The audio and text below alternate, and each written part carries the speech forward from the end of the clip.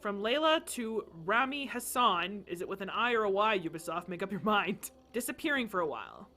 Rami Malik. Forgive the short email. I wanted to call, but I'm not using phones right now and my time is limited. I'm still recovering from my trip. Things got out of hand and nothing went as expected. People got hurt. I told you it was for research, and it was. But not for... Abstergo? It's enough stars to spell animus. The truth is, I haven't worked for them for a few years. It's a long story, it's Abstergo, and I won't bother you with the details, but it wasn't for me. Leave it at that.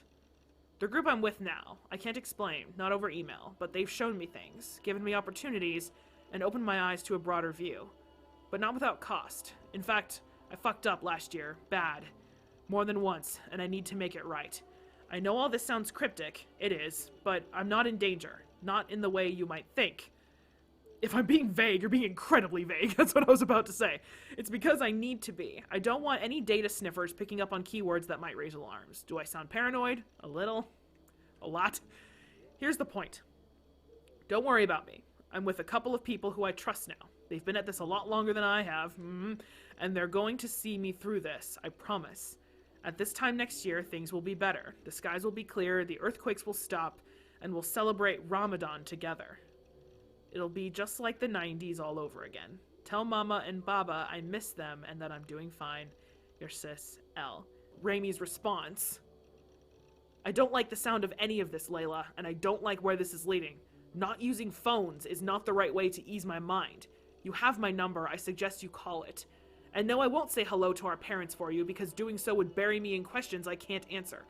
And to tell Father that you no longer work for Abstergo, keyword, would break his heart. That's all he ever talks about, how his daughter is on the cutting edge of neuroscience. The man doesn't understand the first thing about what you do or did, and he's still proud. I will not be the one to disappoint him. Is it COVID? Is that why you're being cagey? Something else? Call him, call me, and stop this insane game of hide and seek. I just want to know that you are safe. Ram. Oh. I don't have COVID, no, oh my god. And I'm well isolated. It's just 3 of us traveling together, staying out of sight. Thanks for clearing that up in such profound detail. I'm sure I'll sleep soundly now. Ram. Ram! Hey, they won the Super Bowl! Okay, so what files do we have? English locales of note. Session report. Reporter William Meidel said, wait, what? Sean was in the Animus? Excuse me? November 3rd, 2014? What? What little data we do have is mostly a matter of public record, with some exceptions. It is commonly understood that the origin of the Knights Templar dates back to 1119 CE, and this indeed was the appearance of the public face of the Templars. However, our records attest to the existence of Templar agents at least 2 centuries before this date. In one badly damaged document, an assassin contract from Normandy in the mid-11th century, the author makes free use of the term Templar. An earlier letter, this time from a hidden one in the region of modern-day Dorset, circa 978 CE, makes mention of a Templar spy within the ranks of the Brotherhood. Fuck. From this, we can safely assume that the Templar Order, as an entity distinct from the Order of the Ancients, existed at some point in the mid-10th century. With an aim to expand our understanding of this dark age, one of our agents recently volunteered to delve into his genetic memories, to search for further clues to this age-old mystery. Unfortunately, what we discovered was of little use for our purposes. Sean Hastings began the first of his 7 sessions on October 5th, 2014. Over the course of the next 3 weeks, he followed various matrilineal and patrilineal lines into the past, focusing on the 9th, 10th, and 11th centuries, in search of assassins and or Templars in his bloodline. He found none. Of minor interest, however, was the following personage, here noted for the peculiarity of his biography.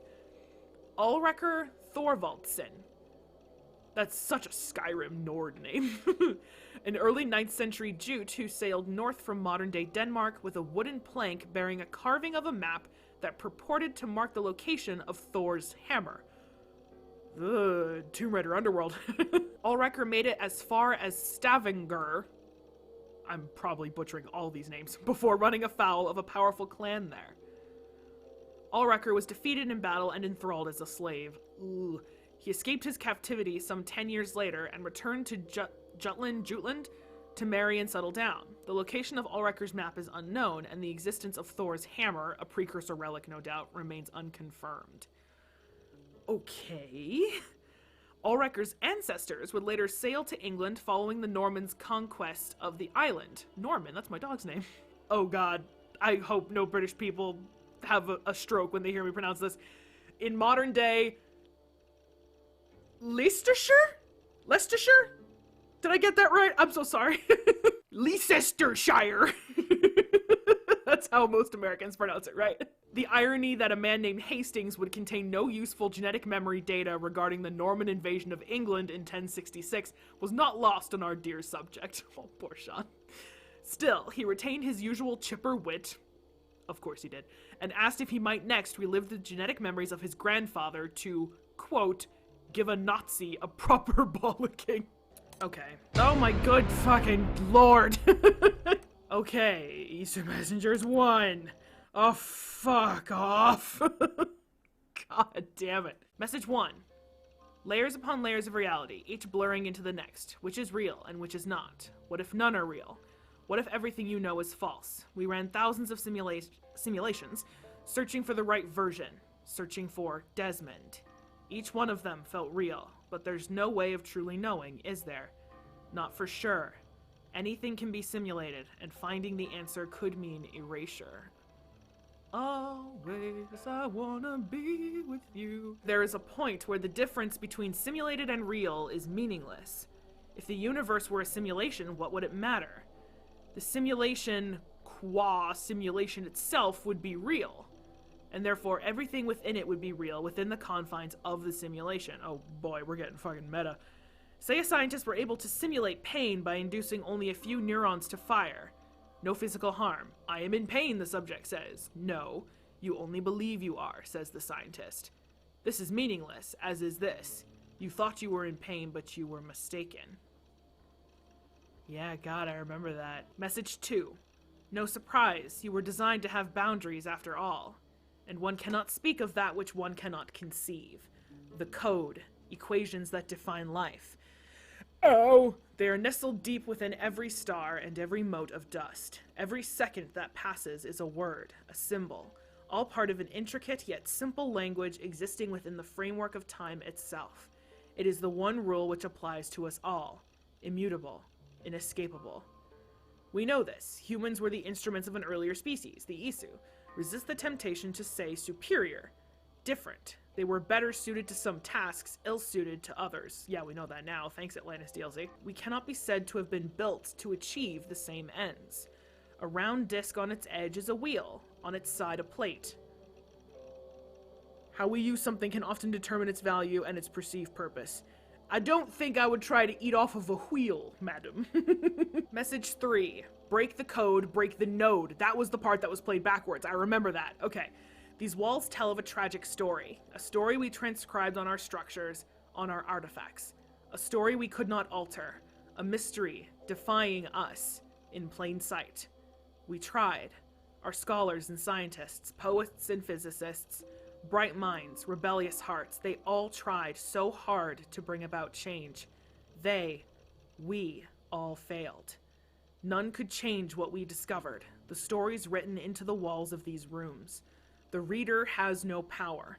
He is but an observer. But the author invents the future. The author owns the future. Ooh, that's creepy. I like that. The Toba catastrophe, a supervolcanic event paired with a mass coronal ejection, was the beginning of the end for the Isu.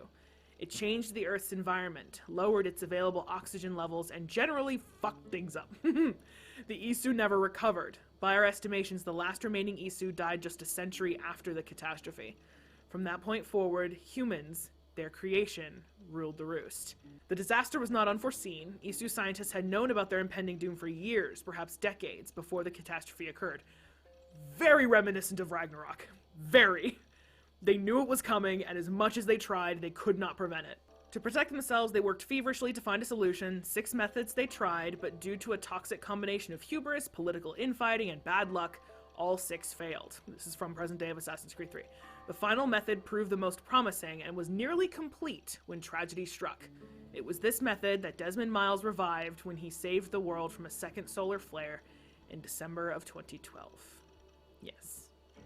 This voice laments the compounded failure of their species to save themselves, but the truth is broader than that. They, with Desmond, saved us. Success deferred. Then this message: break the code, break the node. Insistent and very puzzling. Yeah.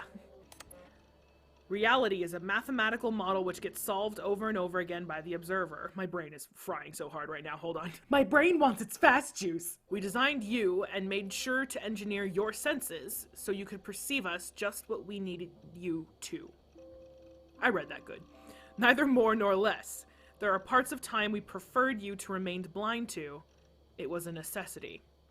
Was it though? If we could suddenly see time, that would not guarantee the same perception the Isu possessed. It would also probably make our brains explode. To suggest that we might read time is to imply we have a specific use for time.